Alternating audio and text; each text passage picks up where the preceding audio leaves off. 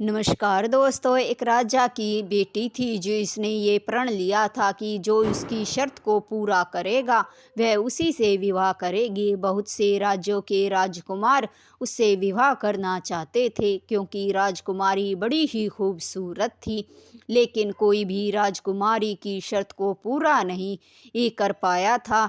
एक दिन राज्य में एक युवा साधु आया। राजमहल के बाहर भारी भीड़ को देखकर उसने सिपाहियों से इसका कारण पूछा, लेकिन सिपाहियों ने युवा साधु को हड़काते हुए कहा, जाओ जाओ यहाँ से, तुम्हारे ये मतलब की बात नहीं है। लेकिन उसके ज़्यादा पूछने पर सैनिकों ने उसे सारी बात बता दी और फिर उसे राजकुमारी के पास ले गए। राजकुमारी ने उस युवा साधु से कहा कि मैं अपने पिता का सब कुछ छोड़कर तुमसे शादी करूंगी और शादी के बाद हम दोनों मांग कर खाएंगे और भगवान के भजन में तल्लीन रहेंगे। अगर हमारे भाग्य में राजपाट होगा तो हमें दोबारा मिल जाएगा। यही राजकुमारी की शर्त थी। राजकुमारी की सारी शर्त सुनने के बाद युवा साधु ने उसे सहर्ष स्वीकार किया। राजकुमारी का विवाह युवा साधु से हो गया। विवाह के बाद दोनों भिक्षा मांगते और खाते थे और भगवान के भजन में ही तल्लीन रहते थे। एक दिन वे दोनों मंदिर के बाहर भगवान के भजन कर रहे थे।